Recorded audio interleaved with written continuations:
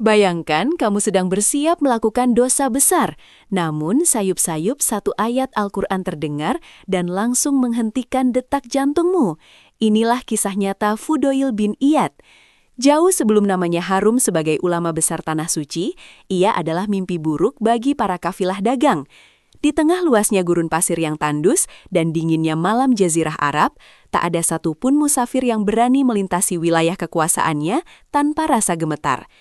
Ia adalah perampok paling ganas, tak kenal ampun, dan tangannya selalu siap mencabut nyawa siapa saja yang berani melawan. Gelapnya malam menjadi saksi bisu atas kekejaman dan kerasnya hati seorang Fudail yang seolah tak memiliki celah cahaya sedikit pun untuk kebaikan. Meskipun ditakuti sebagai bandit gurun yang beringas, Fudail tetaplah manusia biasa yang tak luput dari jeratan godaan hawa nafsu duniawi. Suatu malam, di sudut kota kuno yang sepi, hatinya terpikat pada pesona seorang wanita. Hasrat yang menggelora seketika membuatnya gelap mata. Ia mengesampingkan segala rasa takut kepada Sang Pencipta demi memuaskan dahaga nafsunya yang tak terbendung. Langkah kakinya yang biasanya digunakan untuk merompak dan menebar teror, kini mengendap-endap menyusuri gang-gang sempit bermaterial tanah liat. Di bawah redupnya cahaya bintang, sang perampok ganas ini menyusun sebuah rencana kotor, bersiap menodai kehormatan tanpa sedikit pun menyadari bahwa malam itu takdir ilahi akan memutarbalikkan seluruh jalan hidupnya untuk selamanya. Tibalah saatnya sang bandit melancarkan aksinya. Dengan cekatan dan tenaga yang mematikan, Fudail mulai memanjat dinding rumah wanita tersebut. Batu bata demi batu bata ia pijak. Udara malam gurun yang sangat dingin tak mampu mendinginkan api kemaksiatan yang membakar dadanya. Ia terus merayap naik semakin tinggi dan semakin dekat dengan jurang dosa yang paling dalam. Di titik ini, tidak ada satupun manusia yang melihatnya.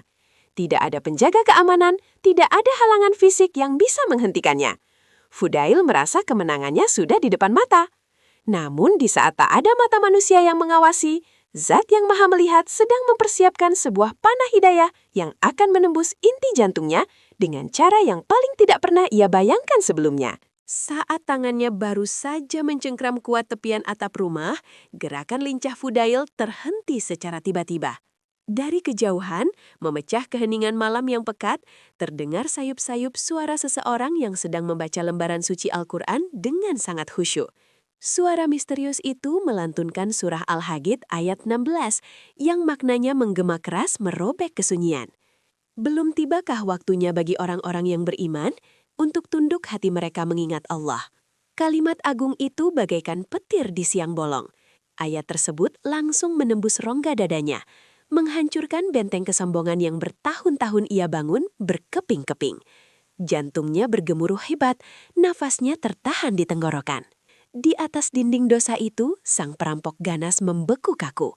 Seolah ayat itu diturunkan langsung dari langit ketujuh hanya untuk menegur dirinya pada detik itu juga. Hati yang selama ini keras bagaikan batu karang, seketika luluh lantak menjadi debu yang tak berharga. Dari atas dinding tempatnya bersiap menantang murka Tuhan, Fudail merespon seruan ayat tersebut dengan suara yang sangat bergetar dan hancur. Sudah tiba saatnya ya Tuhanku, sungguh telah tiba saatnya. Tangannya yang perkasa dan terbiasa membunuh, kini tak lagi sanggup menahan berat badannya sendiri. Ia merosot turun dari dinding itu dengan langkah gontai dan jatuh tersungkur di atas debu pasir yang dingin. Air mata yang tak pernah sudi keluar dari mata sang penyamun beringas, kini mengalir deras laksana sungai membasahi wajah kasarnya. Ia menangis terseduh-seduh, meratapi setiap tetes darah tak berdosa yang pernah ia tumpahkan, setiap harta yang ia rampas dengan kejam, dan setiap maksiat yang nyaris ia sempurnakan. Di tengah gulita, ia bersujud memohon ampunan yang seluas samudra. Dalam kondisi jiwa yang masih terguncang hebat dan hancur lebur oleh penyesalan tak berujung, Fudail berlari menjauh mencari tempat persembunyian. Ia menemukan sebuah bangunan tua yang runtuh untuk bernaung, merenungi dosa-dosanya yang menggunung. Namun di sana, takdir kembali berbicara. Ia mendengar dengan jelas percakapan sebuah kafilah dagang yang sedang berkemah di dekat reruntuhan tersebut. Para pedagang itu saling berbisik penuh ketakutan, menolak untuk melanjutkan perjalanan malam karena takut dihadang oleh Fudail bin Iyad, sang malaikat maut jalanan. Mendengar namanya sendiri disebut-sebut sebagai sumber ketakutan terbesar umat manusia, tangisan Fudail semakin pecah tak tertahankan. Ia menyadari betapa pekat dan kelamnya jejak hidup yang ia torehkan di atas bumi Allah.